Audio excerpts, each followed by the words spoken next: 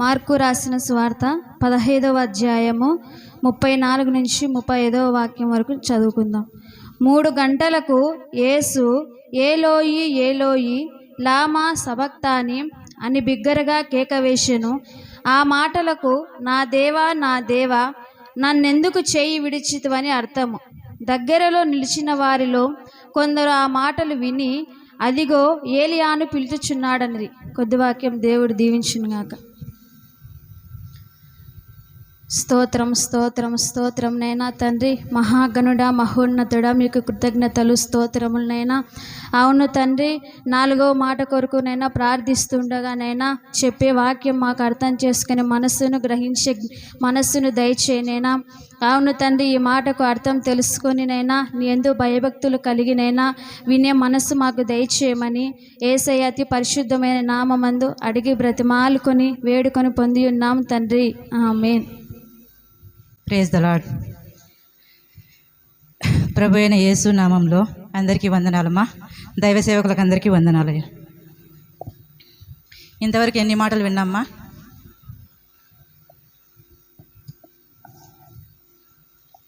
ఎన్ని మాటలు విన్నాము? 3 మాటలు. ఫస్ట్ మాట ఏంటరా? ఫస్ట్ మాటలో క్షమాపణ గుణము కలదు. 2వ మాటలో ఏముంది? నేడు నీవు నాతో కూడా పరదేశులో ఉందువని సెలవిచ్చి ఉన్నాడు. ఇక్కడ ఏముంది? రక్షణ కలుగజేస్తున్నాడు. 3వ మాటలో బాధ్యత ఉంది. తల్లి ఎడల బాధ్యత కలిగింది. ఇంతవరకు మనం ఎన్ని వాక్యాలు విన్నాము? 3 వాక్యాలు విన్నాము.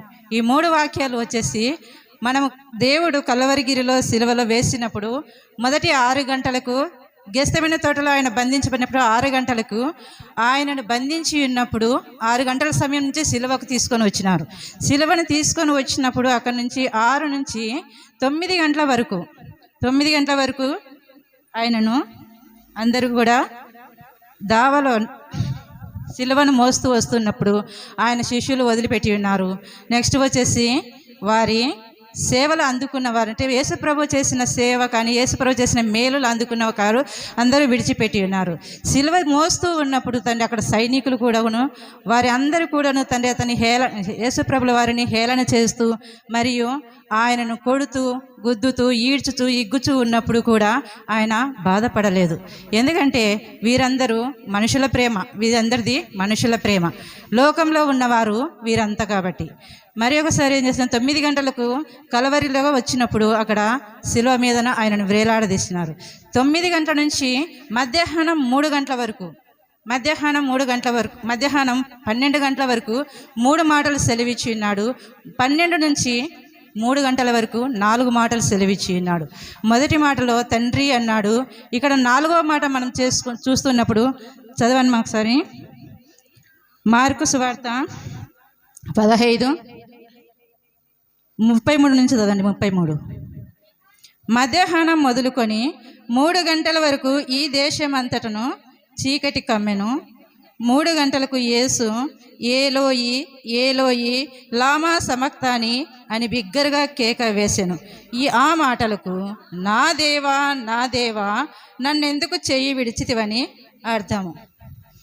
ఓకే, మనం చదువుకున్న ఈ వాక్యంలో మధ్యాహ్నం మొదలుకొని 3 గంటల వరకు ఆ దేశమంతటా చీకటి కమ్మెను. దేశమంతటా పట్టపగలు చీకటి కమ్ముతుందా? చీకటి ఎప్పుడు వస్తుంది? నైట్ అంటే చీకటి అయితే ఇక్కడ ఎట్లా ఉంది? మధ్యాహ్నం 12 గంటలకి నుండి 3 గంటల వరకు చీకటి కమ్ముకోనుంది. ఈ చీకటి ఏమిటి అంటే దేవుడు సిలువలో తన తండ్రి తన చేతిని విడిచిపెడుతున్న సమయంలో ఈ చీకటి దేశమంతటా కమ్ముకొని ఉంది. ఈ చీకటి దేనికి సాదృశ్యము? పాపమునకు సాదృశ్యము. ఓకే, నెక్స్ట్ వచ్చేసి ఆ 3 గంటల వేళల్లో తండ్రి అక్కడ 3 గంటల వరకు దేశమంతటా చీకటి కమ్మెను. ఆ చీకటి ఎందుకు కమ్మిందంటే లేఖనాలు నెరవేరునట్లు చీకటి కమ్మింది. లేఖనాలు నెరవేరుచున్నట్లు చీకటి కమ్మింది. మనం చూస్తాం కదా. ఓకే, దేవుడు సిలువలో పలికిన ఈ 4వ మాట, నా దేవా నా దేవా నన్నెందుకు చేయి విడిచితివి. ఈ చేయి విడిచినప్పుడు దేవునికి తన తండ్రి ఎడబాటు కలుగుతూ ఉంది. దేవుడు వచ్చేసి కుమారుని చేయి ఎందుకు వదిలిపెడుతున్నాడు? ఇక్కడ తండ్రి ఎప్పుడు కూడా తనతో ఉంటాడని సెలవిచ్చి ఉన్నాడు. యోహాను సువార్త 8:29 ఒకసారి చూడండి. యోహాను సువార్త 8:29. నన్ను పంపినవాడు నాకు తోడై ఉన్నాడు, ఆయనకి ఇష్టమైన కార్యము నేను ఎల్లప్పుడూ చేయుదును. నెక్స్ట్, ఆయన నన్ను ఒంటరిగా విడిచిపెట్టాడు. ఇక్కడ ఈ వాక్యంలో మనం తెలుసుకోవాల్సింది ఏమంటే, తండ్రి ఎప్పుడు కూడా కుమారుణ్ణి ఒంటరిగా వదిలిపెట్టలేదు, ఎల్లప్పుడూ తోడై ఉన్నాడు. నెక్స్ట్ వచ్చేసి యోహాను సువార్త 3:16 ఏమని చెప్తున్నాడు?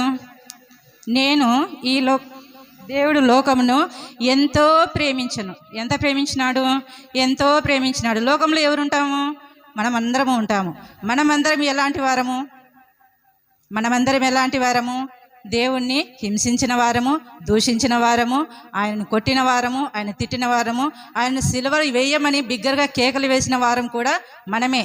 కానీ అక్కడ దేవుడు ఏం చెప్తున్నాడు? ఈ లోకాన్ని నేను ఎంతో ప్రేమించుతున్నాను. ఆ ప్రేమ ఎంతవరకు అంటే చదవండి, నెక్స్ట్ చదవండి. కాగా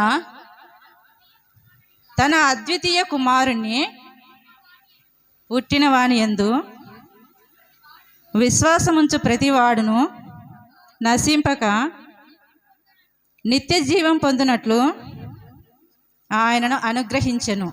మనకు దేవుణ్ణి అద్వితీయ కుమారుని, తండ్రి తన అద్వితీయ కుమారుని మనకు మారుగా పంపించి ఉన్నాడు. ఎందుకు పంపించి ఉన్నాడు? సిలువకు. ఇది ఎక్కడ అంటే మనకు ఏదైనా తోటలో పాపం పుట్టింది. ఆ పాపం పుట్టినప్పుడు అక్కడ పాపం వలన వచ్చే జీతం మరణం అని తెలుసు. ఆదాముకు చెప్పి ఉన్నాడు, ఏదైనా తోటలో చేయకూడని పనులు చేయొద్దండి, అంటే ఈ ఫలము తినకూడదని దేవుడు ఆజ్ఞ ఇచ్చినప్పుడు ఆ ఆజ్ఞను ఏం చేసినారు? వాళ్ళు అతిక్రమించినారు. దేవుని మాట వినలేదు. విననప్పుడు ఏం చేసినాడు దేవుడు? వారికి పాపం వచ్చి ఉన్నదంట. దేవుని ఆజ్ఞ వినకుంటే దేవుని మాట వినకుంటే మనకు వచ్చేది ఏంటంటే పాపం వస్తుంది. ఆ పాపం వలన వచ్చే జీతమే మరణము అని సెలవిచ్చి ఉన్నాడు. ఇక్కడ యేసు ప్రభుల వారిని సిలువలో మరణానికి అప్పగించిన వారము మనమే అన్నమాట. ఎందుకంటే మనం దేవుని మాట ఎప్పుడు వినము. ఎన్ని వాక్యాలు వింటున్నప్పటికీ కూడా మనం ఏం చేస్తామంటే దేవుడు చెప్పి ఉన్నాడు, గ్రహించి ఉన్నాము, తెలుసుకున్నాము, ఈ వారం అంతా ఈ మదిలో ఉంచుకున్నాము, తర్వాత వదిలేసినాము. అక్కడ కూడా ఆదాము గారు ఏం చేసినారు? దేవుడు ప్రతిరోజు వారిని చల్లపూట కలుసుకొని వచ్చినప్పుడు అతడు ఆజ్ఞ అతిక్రమించినాడు కాబట్టి దాక్కున్న తర్వాత అతను ఏదైనా తోటల నుంచి వెలివేయబడినప్పుడు అక్కడ పాపం పుట్టిందనమాట. మన పాపం ఎక్కడ పుట్టింది? ఏదైనా తోటలో పుట్టింది. అక్కడ నుంచి అక్కడి నుంచి వాళ్ళని వెలివేసి ఉన్నారు. వెలివేసిన వెంటనే ఏం చేస్తున్నారు? మనకు పాపం ఎలాగ పుట్టిందంటే భార్యాభర్తలకు గొడవలు, సమస్యలు, బాధలు, దుఃఖాలు, అనారోగ్యాలు ఇవన్నీ కూడా పాపం వలన వచ్చినట్టువే. నెక్స్ట్ వచ్చేసి మనకు సిలువ వేస్తూ ఉన్నప్పుడు తండ్రి ఏమని చెప్తున్నాడు? నా దేవా నన్నెందుకు చేయి విడిచితివి? తండ్రి కుమారుని చేతి ఎందుకు విడిచిపెడుతున్నాడంటే ఇక్కడ మనము చేసిన పాప దోషాలను అన్నిటిని కూడా ఆయన మీద మోపి ఉన్నప్పుడు పాపశాపములు మనం మోపి ఉన్నప్పుడు ఆయన కుమారుడు పరిశుద్ధుడే. యేసుప్రభుల వారు పరిశుద్ధులే, తండ్రి పరిశుద్ధుడే. కాకపోతే ఇక్కడ ఏమంటే కుమారుని మీద శాపం మోపబడి ఉన్నది. మన పాపాలన్నీ కూడా మోపబడి ఉన్నవి. ఆ పాపాలన్నింటినీ పరిహరించడానికే మనకు ప్రకటన గ్రంథంలో ఫస్ట్లోనే ఉన్నది కదా. ఈ గ్రంథం విప్పడానికి ఎవరైనా ఉన్నారా అంటే అద్వితీయ కుమారుని పంపించి ఉన్నాడు. అక్కడ పంపించి ఉన్నప్పుడు యోహాను సువార్తలో ఏం చెప్తాడు? బాప్తిస్మిచ్చి యోహాను ఏం చెప్తాడు? అదిగో వస్తున్నది పాపభారం మోసుకొని పోచున్న దేవుని గొర్రెపిల్ల అని చెప్తాడు. దేవుడు సిలువకు వెళ్ళక ముందుకు తండ్రి ఎప్పుడు కానీ విడిచిపెట్టలేదు, ఎన్నడూ కానీ విడిచిపెట్టలేదు. తండ్రితోనే కుమారుడు ఉన్నాడనమాట. నెక్స్ట్ వచ్చేసి కీర్తనలు 22వ అధ్యాయము 1వ వచనం కూడా చెప్తూ ఉన్నాడు, నా దేవా నన్నేలా చేయి విడిచితివి. చదువుతారా ఒకసారి? నన్నేలా విడనాడితివి, నన్ను రక్షింపక, నా ఆర్తధ్వని వినక నీవేళ దూరంగా ఉన్నావు. ఇక్కడ కుమారుడు సిలువలో ఎంత శ్రమ పడుతున్నాడంటే ఎంత బాధపడుతున్నాడంటే ఒకసారి మనము మత్తయి సువార్త 26వ అధ్యాయం చూద్దామా. ఒకసారి దేవుడు ఒక ప్రార్థన చేస్తున్నాడు గెత్సేమనే తోటలో. ఆ తోటలో చేసిన ప్రార్థనను మనం విందామా. 26:39 అనుకుంటా. కొంత దూరం వెళ్ళి సాగిలపడి నా తండ్రి సాధ్యమైతే ఈ గిన్నె నా యొద్ద నుండి తొలగిపోమని, అయినను నా ఇష్ట ప్రకారం కాదు కానీ నీ చిత్త ప్రకారమే. అక్కడ ఏం చేస్తున్నాడు? ఈ గెత్సేమనే తోటలో ప్రభుల వారు ఒక ప్రార్థన చేస్తున్నాడు. ఎందుకంటే ఇది జరుగుతుందని దేవునికి ఎప్పుడో తెలుసు. ఎందుకంటే కీర్తనలు 22 మనం ఫస్ట్ వచనం చదువుకున్నాం కదా. ఆ చదువుకున్న వాక్యంలో ఏముంది? నా దేవా నన్నేలా చెయ్యి విడిచివితివి అని చెప్పి ఉంది. ఆ చెయ్యి ఎందుకు విడిచిపెడతాడని చెప్పేసి లేఖనంలో నెరవేరుట కొరకు అవి జరిగి ఉన్నదనమాట. అక్కడ జరిగింది. అలాగ జరిగినప్పుడు తండ్రి కుమారుని చెయ్యి వదిలిపెడుతున్నాడని తెలిసి ఉన్నప్పుడు ఆ బాధను భరించలేక, ఆ వేదనను భరించలేక తను ఒంటరైపోతున్నాడని చెప్పేసి ఆ వేదనలో, ఆక్రందనలో దేవుడు ఎంత గట్టిగా బిగ్గరగా కేక వేసినాడంటే, నా దేవా నన్నెందుకు చేయి విడిచితివి. ఇది 4వ వాక్యంలో సిలువలో పలికిన మాట. ఈ మాట పలుకుచూ ఉన్నప్పుడు దేవుడు తన చేయి విడుచుతున్నప్పుడు అక్కడ చీకటి అయిపోతుంది. ఆ చీకటి అయిపోవడానికి కూడా అక్కడ జరుగుతూనే ఉన్నాయి కార్యక్రమాలు, జరుగుతూ ఉన్నాయి సిలువలో. ఆయన చేయి విడిచిపెట్టినప్పుడు దేవుడు ఏమని చెప్తున్నాడు? తండ్రి, నీవు నాకు శ్రమలో తోడై ఉంటావని సెలవిచ్చున్నావు.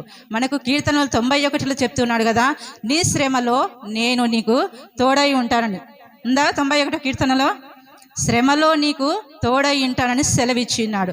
శ్రమలో మనుషులకు అంటే పాత నిబంధన గ్రంథంలో దానియేలుకు సింహబోన్లో తోడై ఉన్న దేవుడు. సింహబోన్లో వేసినప్పుడు తప్పించినది ఎవరు? దేవుడు తప్పించిన్నాడు. నెక్స్ట్ వన్ వచ్చేసి వాళ్ళ ముగ్గురు ఫ్రెండ్స్ని అగ్నిగుండంలో వేసినప్పుడు 7 అగ్నిగుండం నుంచి తప్పించిన దేవుడు కూడా 4వ వాడే వారికి తోడుగా ఉండి అక్కడి నుంచి తప్పించినది కూడా దేవుడే. మరి ఇక్కడ తన సొంత కుమారుడు, తన అద్వితీయ కుమారుడు, తన వారసుడు సిలువలో ఇంత శ్రమలు పొందుతున్నాడు, ఇంత రక్తం కార్చుతున్నాడు, ఇంత వేదన పడుచున్నాడు, అణువణువున హింసించబడినాడు. ఇలాంటి కుమారుని ఎలా విడిచిపెడుతున్నాడు దేవుడు ఏమనుగుతున్నాడు? నా దేవా నన్ను ఎందుకు చేయి విడిచితివి. ఇది క్వశ్చనా ఆన్సరా? ఏమేస్తున్నాడు కుమారుడు ఒక క్వశ్చన్ వేస్తున్నాడు. ఏమని వేస్తున్నాడు? తండ్రి, నా దేవా నన్నెందుకు చేయి విడిచితివి అని అడుగుతున్నప్పుడు తండ్రి ఏం చేస్తున్నాడు? ఇక్కడ ఆయన పరిశుద్ధుడే, ఈయన పరిశుద్ధుడే. కాకపోతే వారి మీద, యేసు ప్రభుల వారి మీద మన శాపాలను, మన పాపాలను వేసి ఉన్నారు. సేమ్ వే ఆదికాండం 22 అబ్రహాం గారు ఉన్నారు కదా. అబ్రహాం ఉన్నాడా? అబ్రహాముకు ఎన్నేళ్లకు కుమారుడు పుట్టినాడు? 100 ఏండ్లకు. ఎలా సాధించుకున్నాడు? దేవుణ్ణి 25 సంవత్సరాలు వేడుకొని మరి 100 సంవత్సరాల్లో ఆయన తండ్రి అయినాడు. అలాంటి కుమారుణ్ణి అంటే లేక కలిగిన ఒక కుమారుణ్ణి అంటే ఈ కుమారుడు ఎవరు? అబ్రహాం కుమారుడు ఎవరు? ఆన్సర్ ఈసాకును బలి ఇవ్వటానికి దేవుడు అడిగినాడు. అంటే లేక వృద్ధాపంలో కలిగిన ఆ కుమారుణ్ణి యేసు ప్రభులు అడిగినప్పుడు అబ్రహాం వెనక్కి తీసినాడా? తీయలేదు. అబ్రహాము మోరియా పర్వతం మీదకి కొడుకుని తీసుకొని పోయి కట్టెలు తీసుకొని పోయి అంటే తన పనివారితో కూడా కలిసి వచ్చినప్పుడు అక్కడ అబ్రహాం ఏమన్నట్టు, మీరందరూ ఇక్కడే ఉండండి, నేను నా కుమారుడు వెళ్తాము అక్కడికి అని చెప్పినాడు. అక్కడ ఏమి జరుగుతుందంటే యేసు ప్రభుల వారు అబ్రహాంను ఈసాకును నాకు దహన బలిగా అర్పించమని చెప్పేసి దేవుడు కోరుకున్నాడు. ఆయన కోరిక ప్రకారము అబ్రహాం వెనుక తీయకుండా విశ్వాసంతో, నమ్మకంతో ఒకటి ముందుకు బయలుదేరిపోయేటప్పుడు ఆ తండ్రి ఎంత వేదన పడి ఉంటాడు. నాకు లేక కలిగిన ఒక్క కుమారుణ్ణి దేవుడు దహన బలిగా అడిగినాడని చెప్పేసి మనసులో కూడా అనుకోలేదు. కానీ అక్కడికి వెళ్ళినప్పుడు ఈసాకు గారు ఏమని అడుగుతాడు? తండ్రి, మనకు కట్టెల మోపు ఉంది, మనం వెళ్తున్నాం కదా, మరి దహన బలికి గొర్రె ఏది అని అంటాడు. దహన బలికి గొర్రె ఏదంటే అక్కడ అబ్రహాం ఏమని చెప్తాడు? యెహోవా ఈరే. ఏం చెప్తాడు? దేవుడే చూచుకుంటాడు అని చెప్తాడు. అప్పుడు వెళ్ళినప్పుడు అక్కడికి వెళ్ళిన తర్వాత అదే వేదన, అంటే అబ్రహాం గారు ఎలాగైతే ఇక్కడ ఆవేదన పడుతున్నారు అంటే కానీ ఏం జరుగుతుంది అని చెప్పేసి ఒక తండ్రి స్థానంలో ఉండి కుమారునికి జరగబోయే కార్యక్రమం అంతా తెలిసి కూడా ఎలా వేదన పడుతున్నాడు. ఇక్కడ కూడా మనకి ఇచ్చిన అద్వితీయ కుమారుని ఇచ్చిన తండ్రి కూడా అలాగే వేదన పడుతున్నాడు, బాధపడుతున్నాడు. ఆయన కుమారుని వదిలిపెట్టాలని కాదు, కానీ ఈ పాప పరిహారార్థ బలిగా నా కుమారుని ఇక్కడికి పంపించి ఉన్నాను. ఇవన్నీ కూడా ఎందుకు వచ్చినాయంటే లేఖనాలు నెరవేరుట కొరికే దేవుడు ఇవన్నీ జరిగించుచున్నాడు. లేఖనములు నెరవేరుట కొరికే ఇవన్నీ జరిగించుచున్నాడు.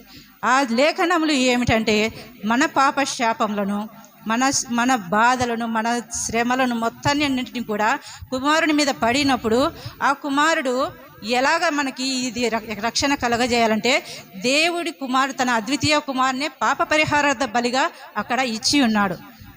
ఎలా ఇచ్చి ఉన్నాడు? పాప పరిహారార్థ బలిగా ఇచ్చి ఉన్నాడు. ఒకసారి 2 కొరింథీ 5:21 చదువుదామా? 2 కొరింథీ 5:21. ఎందుకనగా మనం ఆయన యందు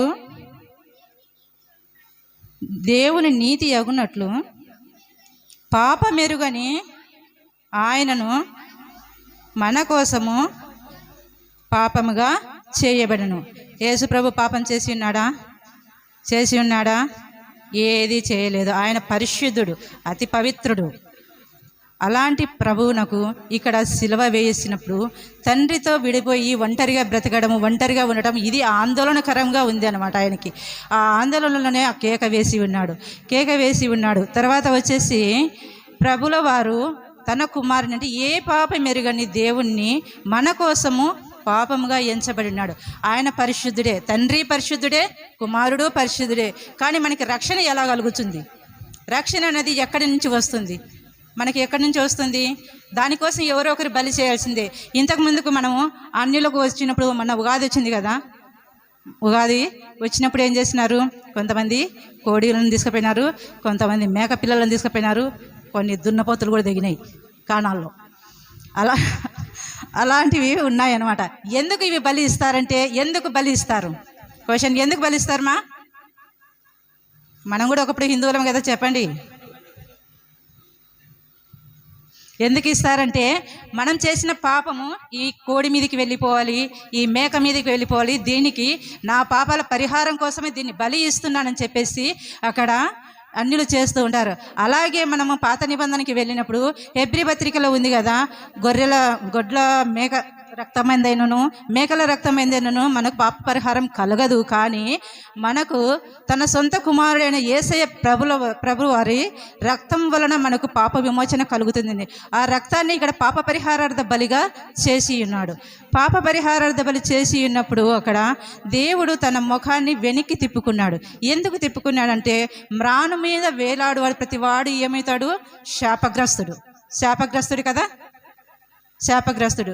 దేవునికి మనకు పాపం అడ్డుగా ఉంది ఒకటి, మరలా వచ్చేసి మ్రాను మీద పచ్చి మాను మీద వేలాడి ఉన్నాడు. వాని మీద వేలాడిన ప్రతి వాడును శాపగ్రస్తుడని బైబిల్ వాక్యం సెలవిస్తుంది. మరి అలాంటప్పుడు అతను సొంత కుమారుడే కావచ్చు, కాకపోతే ఆయన మీద ఏముంది? మనకు మన పాప భారం అంతా ఉంది, మన శాపాలన్నీ ఉన్నాయన్నమాట. మనం చేసిన అతిక్రమములను బట్టి, మనం చేసిన ప్రతి అతిక్రమంను బట్టి ఆయన సిలువకు వేలాడుతున్నాడు. ఆ సిలువలో వేలాడినప్పుడు మన కోసము దేవుడు ఆయన సొంత కుమారునికి చేయి విడిచిపెట్టాడు. ఆ విడిచిపెట్టినప్పుడే దేవుడు మనకు రక్షణ కలుగజేస్తాడు. ఎందుకంటే కుమారుడు తన సొంత రక్తం చేత మనల్ని విలువ పెట్టుకున్నాడు. ఆ విలువలో ఆ పరిశుద్ధమైన రక్తంతో మనల్ని కడిగి మనల్ని కుమారులుగా చేసుకోవాలంటే తన తండ్రి చేయి తనను విడిచిపెట్టాలి. అక్కడ విడిచిపెట్టినప్పుడు దేవుడు ఏం చేస్తున్నాడు అంటే, ప్రభుల వారు ఏం చేస్తున్నారంటే, నా తండ్రి నా చెయ్యి విడిచిపెట్టకపోతే మీరందరూ ఎప్పటికీ రక్షణ పొందలేరు. కాకపోతే నా చెయ్యి, తండ్రి చేతితో మన చేతిని మమేకం చేయడానికే దేవుడు ఏం చేసినాడు? తన కుమారుణ్ణి వదిలిపెట్టేసినాడు. కుమారుని ఎందుకు వదిలిపెట్టినాడు? మన పాపాల నిమిత్తం మనం శాపంగా మార్చబడి మన కోసం రక్తం చిందిస్తున్నప్పుడు దేవుడు తన కుమారుని చేయిని వదిలిపెట్టినప్పుడు తండ్రి చేతితో మన చేతిని ఏకం చేయటానికే దేవుడు తన కుమారుని యొక్క చేతిని విడిచిపెట్టి ఉన్నాడు కదా. దాని మాటే సిలువలో పలికిన ఈ 4వ మాట ఎంత బిగ్గరగా కేక వేస్తున్నానంటే, నా దేవా నన్నెందుకు చేయి విడిచితివి. మనకు ఒక ఆన్సర్ ఏంటంటే, ఇక్కడ ఒక క్వశ్చన్ వేసినాడు కొడుకు, నా దేవా నన్నెందుకు చేయి విడిచినాడు అంటే, మన పాపాల నిమిత్తమే మనల్ని తండ్రితో ఐక్యం చేయటానికి ఎవరైతే తండ్రిని ప్రేమిస్తాడో వాడే అని చెప్పి ఉన్నాడు కదా బైబిల్ వాక్యంలో. తండ్రిని ఎవరు ప్రేమిస్తారో, ఆజ్ఞలను ఎవరు గైకొంటారో, తండ్రిలాగా ఎవరైతే దీన మనసు కలిగి ఉంటారో వారికే కదా రక్షణ అని చెప్పేసి దేవుడు తన తండ్రి చేతితో మన చేతిని ఏకం చేసి ఉన్నాడు. నెక్స్ట్ వన్ వచ్చేసి, దేవుడు మనల్ని ఏమంటాము, మనం ప్రార్థన చేసుకుంటున్నప్పుడు ఏం చేస్తాము, దేవా నువ్వెందుకు నాతో మాట్లాడవు, నాకెందుకు పలకవు, నాకు ఈ సమస్య వచ్చింది ఎందుకు తీర్చవు అని మనం అడుగుతూ ఉంటాం కదా. మన ప్రార్థనలో అడుగుతామా అందరము? ప్రతి మంగళవారము, శుక్రవారము, ఆదివారం 3 రోజులలో మనం ఏం చేస్తాము, ఈరోజు దేవుడు నాతో ఏం మాట్లాడతాడు అని ఇక్కడికి వస్తాం. మాట్లాడిన దేవుడు మాట్లాడుతూనే ఉంటాడు, కార్యం జరిగిస్తూనే ఉంటాడు. కాకపోతే ఆ దానిని మనం ఏం చేస్తాము, మనము మన జీవితాలకు అనువదించుకోలేమన్నమాట. ఎందుకంటే ఏదైనా సమస్య వచ్చినప్పుడు, ఏదైనా ప్రాబ్లం వచ్చినప్పుడు మనము ఏం చేస్తాము, ఏ టైం అయినా కూడా అక్కడ మోకరించి, ప్రభువా నన్ను కాపాడు, నన్ను రక్షించు, నన్ను స్వస్థతపరచు, నాకు తోడుగా ఉండు, నన్ను ధైర్యపరచు అని చెప్పేసి మనం అంటూ ఉంటాం కదా. అదే ప్రార్థనలో మన దేవుడు ఏమంటాడంటే, దేవుడు ఎప్పటికీ కూడా నేను ఎడబాయనని సెలవిచ్చి ఉన్నాడు. ఇచ్చి ఉన్నాడా? వాక్యంలో ఉన్నాడా? యెహోషువ పత్రికలో ఇచ్చి ఉన్నాడు, నువ్వు ధైర్యంగా ఉండు, నిన్ను ఎన్నడూ విడవను ఎడబాయనని సెలవిచ్చినారు. మనం దేవునికి చెప్తామా? మరి మనం దేవునికి చెప్దామా, దేవా నిన్ను ఎప్పుడు విడవను ఎడబాయను అని సెలవు చెప్దామా? మనము చెప్తాము, అది పెదవుల వరకే, హృదయంలోకి కాదు. కానీ ఇక్కడ దేవుడు ఒక బలవంతుడైపోయి ఉన్నాడు. బలహీనుడైన తన కుమారుని చూసి ఎవరైనా కూడా మన ఇంట్లో వాళ్ళు కూడా ఒకరు బలవంతులైతే ఒకరికి 2 కుమారులు ఉంటారు, ఒకరు బలవంతుడు అవుతారు, ఒకరు బలహీనులు అవుతారు. మనం ఏం చేస్తాము, ఎవరు తరపున ఉంటాం? తల్లి మదర్స్ అంతా ఎవరి తరపున ఉంటారు? బలహీనుడైన కొడుకు మీద ఉంటారు. ఎందుకు ఉంటారంటే, బలహీనుని పట్ల మనము దేవుడు బలవంతుడు, కానీ బలహీనుడైన కుమారుణ్ణి ప్రోత్సహించడానికి, అతన్ని ముందుకు నడపడానికి, అతనికి సహాయం చేయడానికి వారు ఆదరిస్తారన్నమాట. మనకు తప్పిపోయిన కుమారుడు కూడా ఉన్నాడు. చిన్న కుమారుడు ఏం చేసినాడు, అమౌంట్ అంతా తీసుకొని వెళ్ళి దేశాంతరం పోయి ఏం చేసినాడు, అంతా అయిపోగొట్టుకొని మనీ అయిపోగొట్టినాడు, తను చెడిపోయినాడు. తర్వాత తనకు బుద్ధి వచ్చినప్పుడు, ఇంటికి వచ్చినప్పుడు ఏం చేసినాడు, కుమారుడు వెనక్కి వచ్చి ఉన్నాడు. అప్పుడు ఏం చేసినాడు తండ్రి, నువ్వు ఇవల్ల చేసినావు కదా, నువ్వు దూరంగా వెళ్ళిపో అని వెళ్ళగొట్టినాడా? వెళ్ళగొట్టలేదు. కానీ దగ్గరికి పోయి హత్తుకొని అతన్ని హత్తుకొని ఉన్నాడు. అలాగనే కూడా మనము కూడా మన జీవితంలో, మన భవిష్యత్తులో, మన ఇళ్లలో కూడా కొంత బలహీనతలు కలిగి ఉంటాము. కానీ మనకు దేవుడు ఉన్నాడు, బలవంతుడైన దేవుడు మనకు ఉన్నాడు. బలవంతుడైన దేవుడు మనకు బలమును ప్రసాదిస్తాడు, ఆరోగ్యం ప్రసాదిస్తాడు, మనలకు జీవితాంతం కూడా తోడుగా ఉంటాడు. ఎందుకంటే ఆయన మనల్ని సిల్వర్ రక్తం చేత మనల్ని కొన్నాడు, కని ఉన్నాడు, మనల్ని వెలపెట్టి ఆయన కొనుక్కున్నాడు. కాబట్టి ఆయన ప్రశస్తమైన రక్తాన్ని ఈ భూమి మీద కార్చి, మరి ఆయన ఒంట్లో ఉన్నటువంటి ప్రతి ఒక్క రక్త బొట్టును కూడా కార్చి ఆయన ఏం చేసి ఉన్నాడు, మనల్ని కొని ఉన్నాడు. కాబట్టి మనమందరము ఆయన వారసులం అవ్వటకు, ఆయనను సేవించుటకు, ఆయనను ఆరాధించుటకు పాత్రలమై ఉన్నాము. తండ్రి అక్కడ చేయి విడిచినప్పుడు ఆయన చెప్పిన మాట, 4వ మాట, నా దేవా నన్నెందుకు చేయి విడిచితివి. ఈ వాక్యానికి ఇదే ఒకటి ఆన్సర్ ఏంటంటే, మన పాప పరిహారార్థ బలి చేసి యేసు ప్రభు పాప పరిహారార్థ బలి అయిపోయి మన చేతిని తండ్రి చేతితో ఏకం చేసి మనల్ని అందరినీ కూడా ఆయన నిత్య రాజ్యానికి వారసులవుటకు దేవుడు ఆశీర్వదించి ఉన్నాడు. దేవుడు ఈ కొద్ది వాక్యంని దీవించి ఆశీర్వదించును గాక.